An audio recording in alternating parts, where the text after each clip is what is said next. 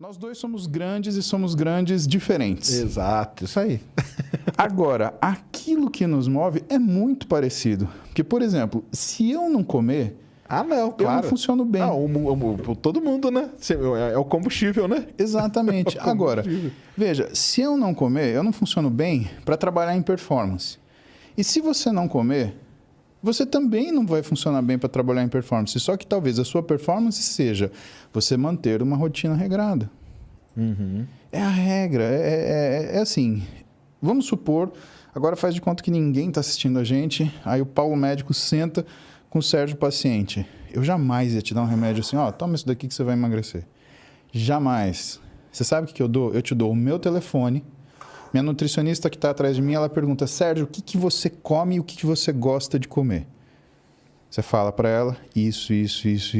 Se você não tiver nenhum sintoma, se sua saúde estiver perfeita, se você não tiver uma alteração metabólica, uma alteração glicêmica, uma alteração de lípides, né, risco cardiovascular baixo, ou seja, se não tem nenhum motivo para te medicar, porque você não está em risco, você vai sair do meu consultório com uma dieta que você come o que você está acostumado. A única coisa que a gente vai fazer, a gente vai te ensinar janela, fracionamento e horizontalização.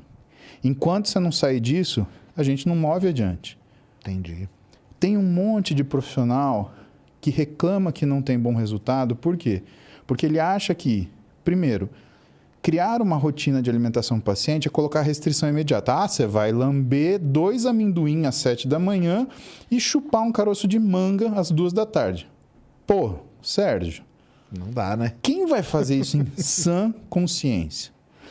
Você é um cara, vamos estimar, quanto você está pesando hoje? Desculpa te perguntar, não sei se isso te incomoda. Não incomoda. Cara, devo estar aqui uns 150, 160, por aí. Legal. O cara de 150 160, você deve comer mais ou menos aí umas 6 mil calorias dia, 7 mil calorias dia, alguma coisa assim. Vamos supor que como, tá? Se a gente for ajustar o que é a dieta para o seu peso de massa muscular, o déficit é muito grande. Certo. A gente não faz isso. A primeira coisa que nós fazemos é acertar a sua rotina alimentar. Sérgio, primeiro objetivo, não é perder nada. O primeiro objetivo é, você vai comer tal hora. O que eu vou te dar? Meu telefone. Se você quiser me xingar porque você não consegue, eu prefiro que você me ligue para me xingar. Pô, Paulo, 9 da manhã, eu não consigo comer essa hora. Sabe por quê? Você vai lembrar de comer. Qual que é a tua ferramenta principal? É o teu smartphone, por exemplo, que vai ter um alarme. Hora de comer, hora de comer, hora de comer. Esse é o teu objetivo, essa é a tua ferramenta, esse é o teu tratamento. É aqui. A dieta, Sérgio, é do pescoço para cima. É isso aí que o pessoal fala mesmo. Quando a gente conseguir acertar a sua janela alimentar e você tiver uma hora para começar a comer e uma hora para parar de comer, que você falou assim, não, beleza, minha última refeição vai ser às 20. Perfeito. Hora de ir para o segundo passo. Sérgio, vamos pegar tudo que você come. E agora a gente vai colocar em horário. Sabe o que vai acontecer? Vai acontecer igual aconteceu com um amigo meu que é nutricionista muito hábil, né? Daniel Coimbra. Daniel é um nutricionista de Fortaleza e que ele é aquela coisa do cearense. Ele tem umas sacadas, cara, que, sabe, é impressionante, né? Eu brinco, eu falo assim, cara, não mexe com o cearense. O dia que você tirar uma pirada com o cearense, você vai se arrepender o resto da vida. Porque os caras, eles não é que eles estão voltando com a farinha. Eles já foram na festa, sopraram as velhinhas, comeram o bolo e estão dando risada da sua cara. É. E ele atendeu um paciente muito desafiante. O paciente falou para ele assim, olha só, eu só como Big Mac. Aí, ó, aquele filme lá, né, que tem, né? É praticamente o Super Size Me. Isso, né? Super Size Me. E aí o que ele falou pro cara? Ele falou, tá bom. Vamos fazer em cima do seu Big Mac, né? Então, macho, você vai comer Big Mac. Aí ele falou, só que é o seguinte, como que você come esse Big Mac? Eu como 2 Big Mac na hora do almoço e como 2 Big Mac na hora da janta. Ele falou, então tá bom. Então você vai fazer o seguinte, são 4 mil quilocalorias, cara. Porra, 4 mil quilocalorias são calorias, tá? Ele foi lá pro cara, você vai fazer o seguinte, você vai comer, só que você vai tomar café de Big Mac, você vai comer Big Mac no meio da manhã, Big Mac na hora do almoço, Big Mac no meio da tarde, muito obrigado. E Big Mac na hora de dormir. E o sujeito fez. Deu 3 semanas. O sujeito ligou pra ele. Pô, Daniel, não tô aguentando mais comer Big Mac, pô. Essa porcaria aqui. Não aguento sentir o cheiro. Aí ele falou, ótimo. Pronto, agora tá pronto pra mudar, né? Só que você vai continuar comendo essa porcaria, eu só vou trocar uma refeição. Pelo amor de Deus, troca tudo. Não. Aí ele trocou uma. Trocou uma refeição, passou 3 dias, o cara ligou para ele e falou, não posso comer toda essa refeição. E ele fez uma refeição que era uma refeição com comida, arroz, feijão, mas trocando a caloria. Entendi. Que é o alvo principal do nutricionista. Você entrega para ele, por exemplo, vamos supor que o dinheiro do nutricionista são calorias. Então, eu tenho, sei lá, nessa lata, 1.000 calorias de valor. Se eu não comer, aliás, se eu não tomar essa lata, o que eu posso comer? Eu posso comer todo esse prato aqui de sushi sashimi. É mais ou menos que nem aquela brincadeira do Silvio Santos, que ele fala assim, você aceita trocar esse carro zero assim, né? por uma bolsa furada? Aí o cara, sim! Você aceita trocar a sua bolsa furada por um saco de $10.000? Não! É isso mesmo. E a gente ficava desesperado com o cara lá. Então, o nutricionista, ele faz isso, ele faz essa troca. Ele fala, ó, isso daqui é pra tu, né? Trocar. Aí o cara queria trocar, ficou ansioso pra trocar. Ele, não, você ainda vai comer uma semana assim. 3 dias o cara tava louco. Eu não aguento mais. Aí ele falou, tá bom, troca mais um. Agora você tem 2 refeições assim. Foi fazendo... Entendi. Porque até do ponto de vista lógico, quando você cria um reflexo de escassez, você não vai comer mais Big Mac. Entendi. Pode ver, a primeira coisa, aparece um sujeito falando, olha, fruta engorda. O que acontece com o povo? Corta a fruta.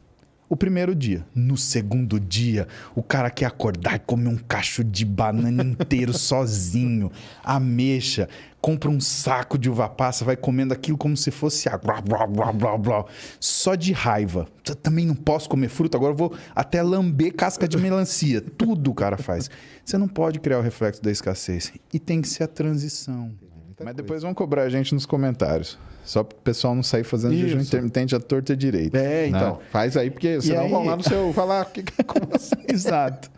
Aí essa janela alimentar, que é comum ao jejum intermitente, mas não significa que você esteja fazendo isso, o que ela ajusta? Ela ajusta com outra coisa, né, que a gente chama de horizontalização alimentar, né? Então, tem a janela alimentar, fracionamento alimentar e a horizontalização alimentar. Quando você junta o que é o fracionamento alimentar mais a horizontalização alimentar, a gente dá um exemplo muito legal para o nosso paciente, né? Então, a gente pega uma garrafa PET de refrigerante, 2,5 litros.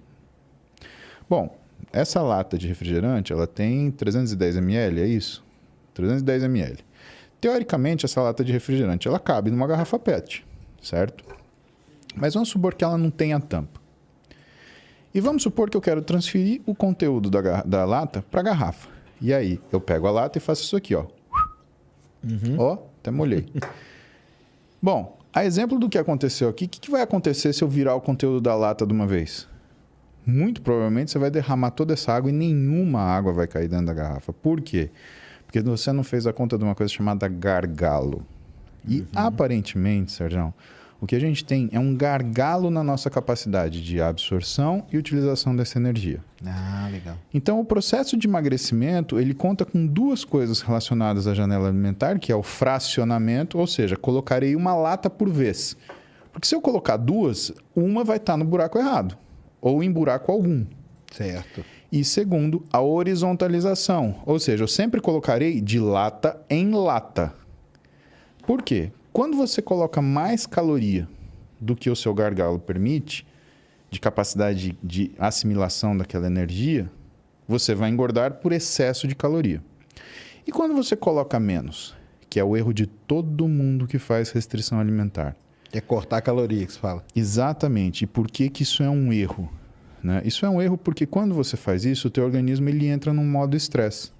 E o que ele faz? Ele liga o modo economia de energia. E quando ele liga esse modo economia de energia, e ele usa hormônios para fazer isso, esse é um estado que permanece. Logo, 2 coisas acontecem. Ele diminui a velocidade de queima de gordura, começa a fazer uma coisa que a gente chama de produção endógena de glicose, ou seja, o fígado começa a liberar glicemia na circulação, só que não é uma coisa controlada e devagar, é um burst. Puff. Isso provoca um aumento de resistência à insulina, que é o hormônio que coloca a energia dentro da célula. E quando isso acontece, Você diminui o influxo de energia para dentro da célula muscular e aumenta o influxo de energia para dentro da gordura. Porque para a célula muscular, você depende do transporte de insulina transmembrana para puxar a glicose para dentro dela, só que no adipócito, na célula de gordura, você depende de uma enzima chamada lipase lipoproteica. E que quando a insulina está alta, ela é ativada e ela capta toda essa energia rapidamente. O que acontece então? Existe uma transferência entre a energia do músculo para a energia da gordura. Por quê?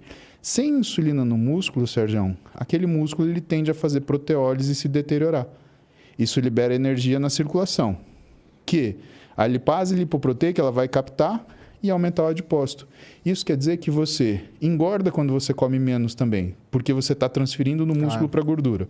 Assim como quando você come mais, você engorda também. Por quê? Porque você está assumindo ali, né? aquilo que você não consegue metabolizar. Sim. Então, esses dois conceitos, associado ao que é a garrafa de Coca-Cola, é a pessoa compreender que ela tem que comer de forma progressiva e em quantidades semelhantes. Se as pessoas fizessem essas 3 coisas, Sérgio, todo mundo ia conseguir emagrecer. Mas não. É a história da agonia. Né? Ela tem uma agonia porque ela não se reconhece, ou porque ela não se sente inserida no meio social que ela vive, ou por qualquer outra razão, e ela quer o que resolver? Na pancada, mas não resolve na pancada. Se você dá um soco no seu organismo, ele devolve com uma paulada 10 vezes mais forte. E aí, o que é essa paulada? Essa paulada é do pescoço para cima. É a alteração do que é a sua forma de percepção da sua capacidade nutricional ou da sua situação nutricional e você desenvolve transtornos alimentares. Compulsão, binge, anorexia, bulimia, que são doenças que matam e que tem pessoas que lidam com isso de forma profissional e maestralmente. Desequilibra a cabeça, né? Sem falsa modéstia, a pessoa que eu conheço que melhor lida com isso é minha esposa, a Roberta, que é nutricionista e que lida com...